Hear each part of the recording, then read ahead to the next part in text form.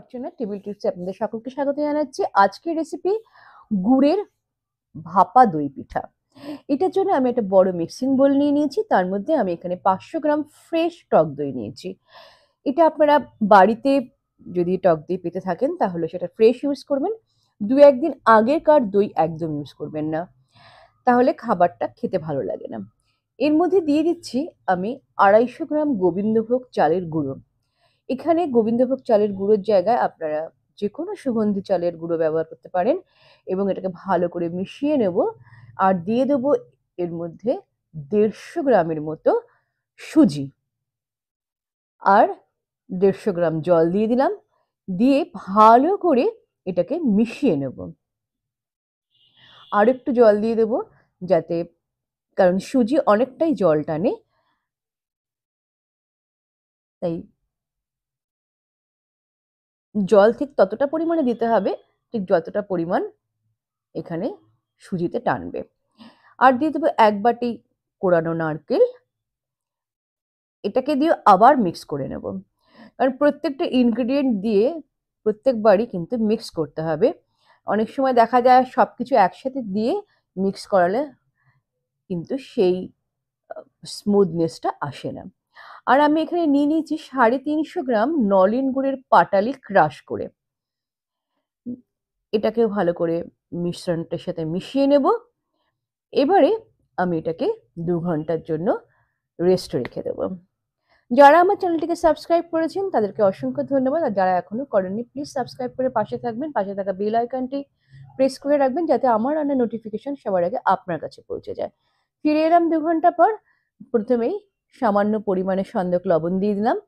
দিয়ে আবারও কিন্তু ভালোভাবে মিশ্রণটিকে মিশিয়ে নিতে হবে। আর এখানে একটা ছোট্ট টিপস দিচ্ছি।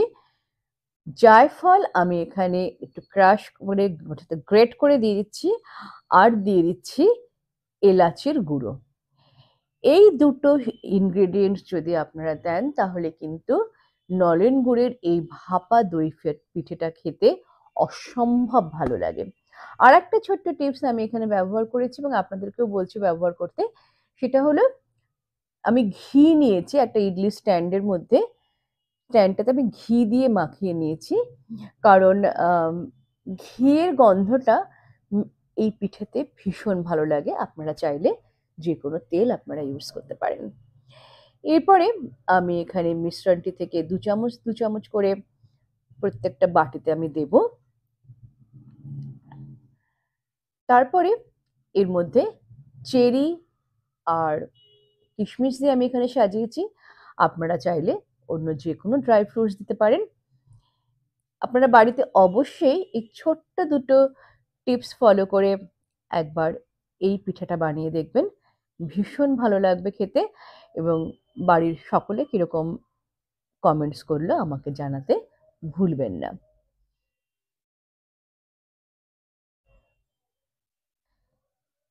আমার ইডলি স্ট্যান্ডটাতে 4টে করে এক একটা স্ট্যান্ডে পিঠে হয়। তো আমি এখানে দুটো স্ট্যান্ড আছে আমার, সেখানে আমি 8টা করে পিঠে তৈরি করেছি। এটা কিন্তু প্রেসার কুকারেও করা যায়। ইডলি স্ট্যান্ডে আমি প্রথমে বেশ খানিকটা পরিমাণে জল নিয়ে নিয়েছি এবং সেই জলটা যখন ফুটে উঠেছে তখন একেবারে সিম লোতে করে আমি এটা বসিয়ে দিয়েছি। তারপরে আমি 10 মিনিট একদম লো ফ্লেমে ভাপিয়েছি। ব্যাস, একদম পারফেক্টলি আমার ভাপা দই পিঠা রেডি। আপনারা বাড়িতে এইভাবে বানিয়ে আমাকে জানাতে ভুলবেন না কেমন হয়েছে। তাহলে আজকের মতো এখানে বিদায় নিচ্ছি। আসছি নতুন পর্বে নতুন রেসিপি নিয়ে। ততক্ষণ ভালো থাকুন, সুস্থ থাকুন ও আনন্দে থাকুন। All the best.